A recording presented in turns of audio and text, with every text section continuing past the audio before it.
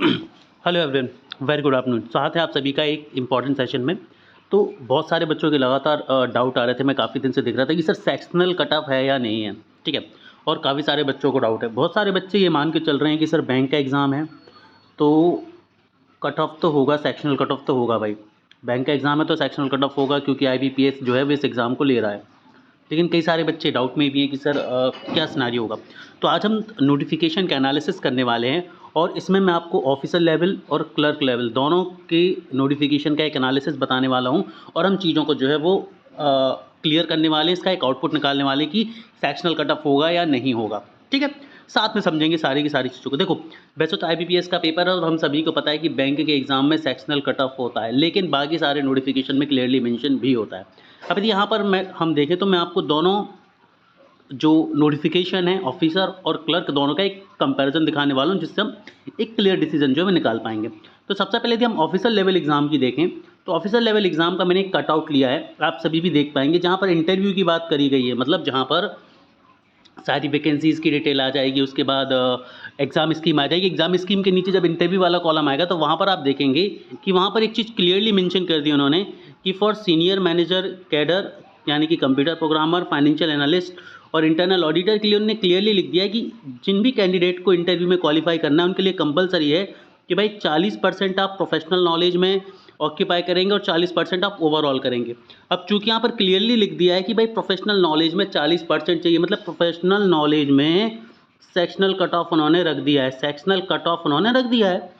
यदि sectional cut off नहीं रखना होता तो यहाँ पर लिखने की कोई बात ही नहीं थी। ऑफिसर लेवल की बता रहा हूँ। वहीं यदि हम ब्रांच मैनेजर की देखें तो मिडिल मैनेजमेंट यानी कि ब्रांच मैनेजर, कंप्यूटर प्रोग्रामर 2 और अकाउंटेंट में क्लियरली लिखा है कि have to obtain 40% marks out of total marks. इसका मतलब ये है कि सिर्फ टोटल मार्क्स के यानी कि 200 के 40% मार्क्स जो है वो आपको चाहिए ओवरऑल। इसका मतलब यहाँ पर सेक्शनल कट ऑफ की बात नहीं करी गई है, तो सेक्शनल कट ऑफ नहीं है। यदि होता और इनका ना, ध्यान से समझो, यदि ना लिखने का मतलब सेक्शनल कट ऑफ होता, यदि जिन भी बच्चों को ये है कि सर ना लिखने का मतलब भी सेक्शनल कट ऑफ ही है क्योंकि बैंकिंग एग्जाम है, तो फिर यहाँ पर अलग से क्यों लिख रहे हैं वो, यहाँ पर अलग से क्यों लिख रहे हैं। यहाँ पर अलग से लिखना और यहाँ पर अलग से ना लिखना ये क्लियरली जस्टिफाई करता है कि भाई इन पोस्ट में सेक्शनल कट ऑफ जो है वो नहीं है और इन पोस्ट में सेक्शनल कट ऑफ जो है वो है। क्लियर है? आई गेस सभी बच्चों को चीज़ें बढ़िया तरीके से समझ में आ गई होंगी यहाँ पर, ठीक है। अच्छा, अब कई लोग बोलेंगे सर ये तो इंटरव्यू की चीज़ दी है। तो मेरे भाइयों, पेपर निकाल के ही इंटरव्यू में जाओगे, तो बेसिकली ये इंटरव्यू की नहीं, आपके एग्ज़ाम को निकालने की कंडीशन दी गई है। मिनिमम क्वालिफाइंग कंडीशन दी गई एग्ज़ाम को निकालने की। क्लियर है? गॉट। अब वहीं पर हम आगे बढ़ें तो हम क्लर्क को समझेंगे। तो क्लर्क का ये जहाँ पर स्कीम दी गई है, स्कीम के जस्ट आप नीचे आएंगे तो आप इसे पढ़ेंगे तो आप इनमें से किसी को भी पढ़िए, इनमें से आप किसी को भी पढ़िए। यहाँ पर क्या लिखा हुआ है, online examination will consist of, online exam will be of 200 marks, ये बात दी गई है। इसके बाद आप कहीं पर भी पढ़ेंगे, सिर्फ एक चीज़ दी हुई है, waiting list of the candidate will be prepared up to minimum 1 and up to 50% of the total marks. मतलब यहाँ पर सेक्शनल कटअप की बात नहीं कही गई। 0.25 क्या बोले गए हैं, नेगेटिव मार्किंग की बात करी गई है। और एक और लाइन यहाँ पर क्लियरली बोली गई है, मैं इसे जूम कर देता हूँ ताकि आप लोग ध्यान से पढ़ पाएँ। इस लाइन को ध्यान से पढ़िए, यहाँ पर आपका डाउट क्लियर हो जाएगा। पॉइंट नंबर आप लोग पढ़ेंगे